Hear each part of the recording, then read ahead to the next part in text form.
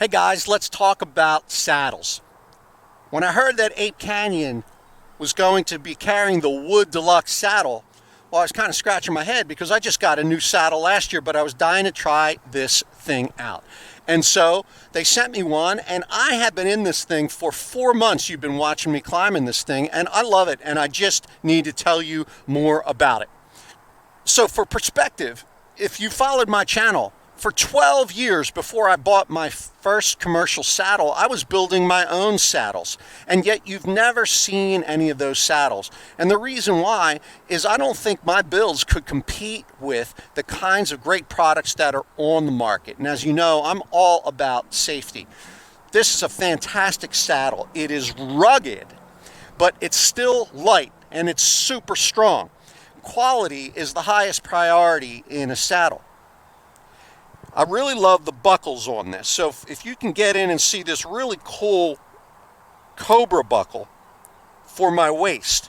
And that's the only buckle I will undo when I'm putting on my saddle. The leg straps use a traditional frame buckle and it's adjustable, but I simply step through those. And so I don't really want a more bulky buckle for my leg straps. The webbing used for this is extremely rugged. These linemen and bridge loops are extremely rugged. And I know that the Ape Canyon team takes their design seriously and that they have a brake test machine and they pull and strength test their saddles. This has got an expandable pleat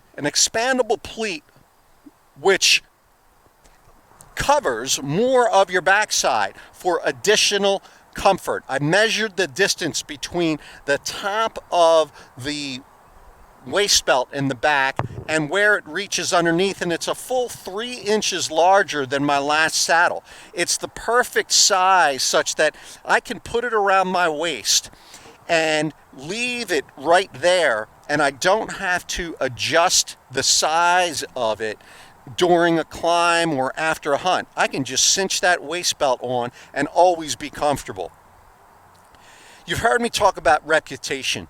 Well, the reputation for not only the manufacturer in Ape Canyon Outfitters, but the designer, Mr. Wood, who's been designing saddles for a long time. He's got a number of builds in his history, and they're all highly regarded. I like that fact. And I like the fact that this saddle is not only designed in the USA, but it's made in the USA.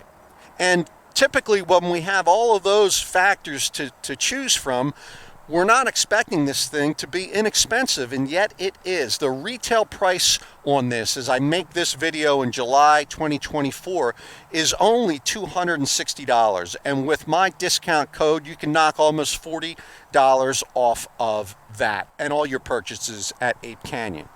It's a good looking saddle with the Cryptek camo patterns to match my hat, and it's easily accessorized. So we've got these molly loops which accept the various gear bags and saddle bags from Ape Canyon. I like to have a gear bag on each side of me.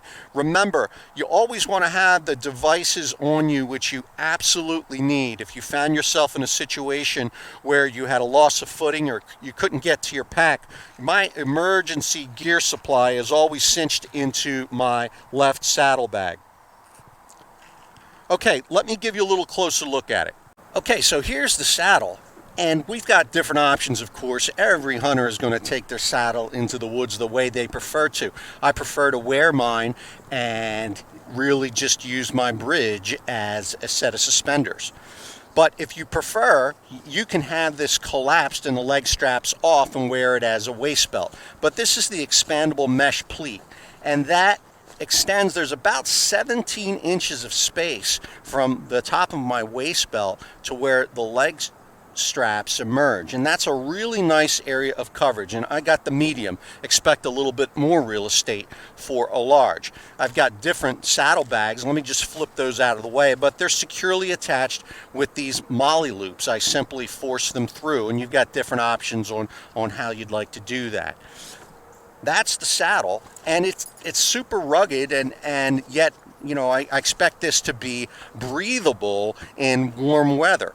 In cold weather, I'd even consider laying a layer inside of my saddle to keep me warm. But I like to err on the side of buying something light that's adequate for warm weather. We can always insulate in cold weather. In terms of the loops, I like these various loops. Like, I keep little rigging carabiners at the ready. I'll keep one of those on each side of my saddle. And these are the lineman's loops. They are super rugged. Might even be a little bit bigger than I want, but I actually rarely use a lineman's belt. I'm always clipping in accessory carabiners. So that's just, you know, it's just really, really rugged, and it'll basically be waiting for your lineman's belt if you need it. It's always going to be there. You don't have to reach around for it.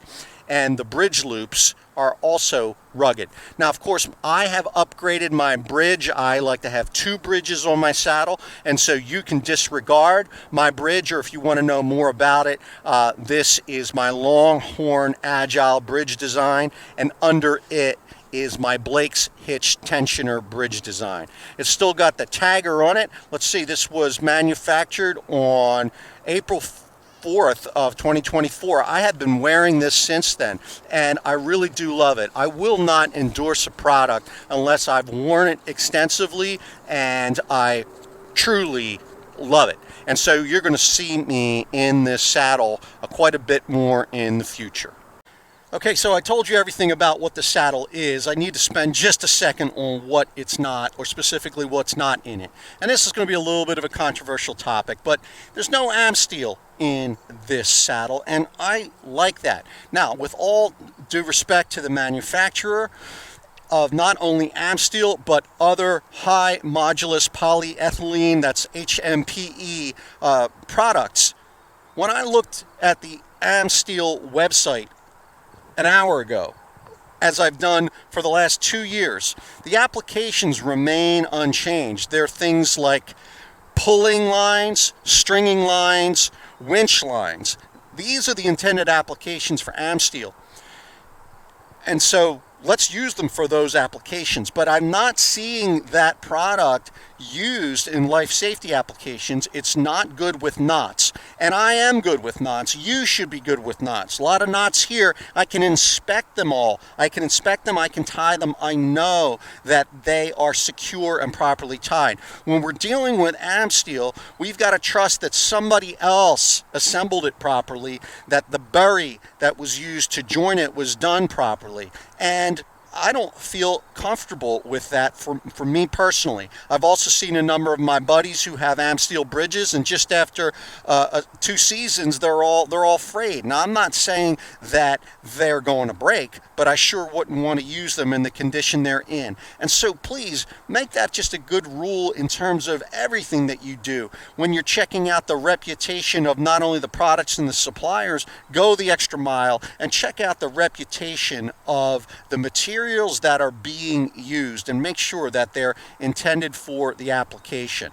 I'm not planning on putting any Amsteel in my saddle anytime soon, and I just wanted you to understand why. All right, guys, I hope you're going to enjoy this. You'll definitely be seeing me in it quite a lot more. Thank you.